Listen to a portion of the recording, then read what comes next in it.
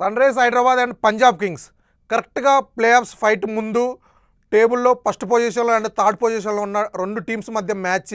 ఎవరు గెలిస్తే వాళ్ళు క్వాలిఫై అయ్యే ఛాన్సెస్ పెరుగుతాయి అండ్ అలాగే టాప్ 2 పొజిషన్లో ఉండే ఛాన్సెస్ కూడా పెరుగుతాయి. సో డెఫినెట్గా ఇది చాలా క్రూషియల్ మ్యాచ్, ఒక క్వార్టర్ ఫైనల్ లాంటి మ్యాచ్ ఇది రెండు టీమ్స్కి.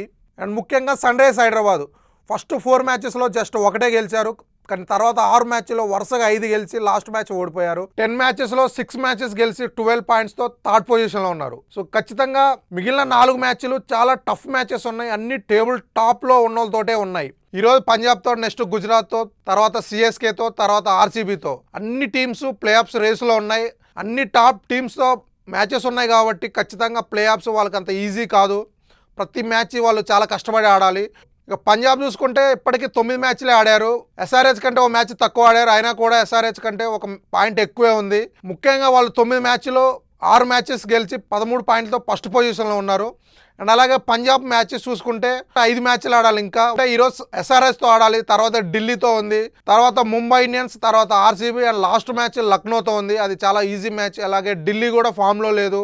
ముంబై లాస్ట్ మ్యాచ్ గెలిచింది కానీ వాళ్ళు ఫామ్లో లేరు. పంజాబ్కి 2 టఫ్ మ్యాచెస్ ఉన్నాయి, ఒకటి సన్ రైజ్ హైదరాబాద్తో, ఇంకోటి ఆర్సీబీతో. సో 5 మ్యాచెస్లో వాళ్ళు ఒక 2-3 గెలిచినా వాళ్ళు క్వాలిఫై అవుతారు.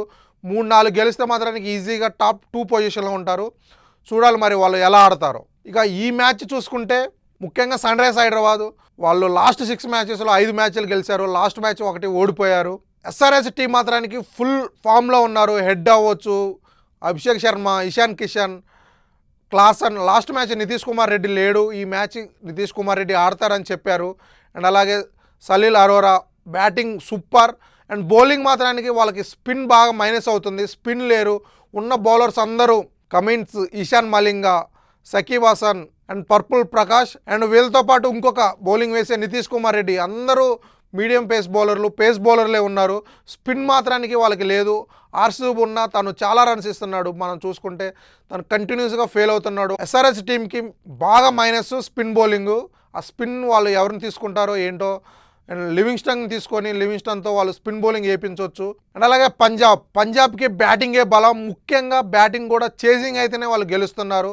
చేజింగ్ అయితే 250+ ఉన్నా ఈజీగా చేజ్ చేస్తున్నారు.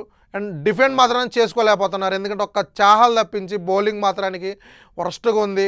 హర్షదీప్ సింగ్ మాత్రానికి చాలా చెత్తగా వేస్తున్నాడు బౌలింగ్, ప్రతి మ్యాచ్ రన్స్ ఇస్తున్నాడు. అండ్ వీళ్ళతో పాటు లాస్ట్ మ్యాచ్ ఫర్గసన్ వచ్చాడు, తను ఫెయిల్ అయ్యాడు. బౌలింగ్ చాలా వీక్గా ఉంది, బ్యాటింగ్ మాత్రానికి దుమ్ము లేపుతున్నారు.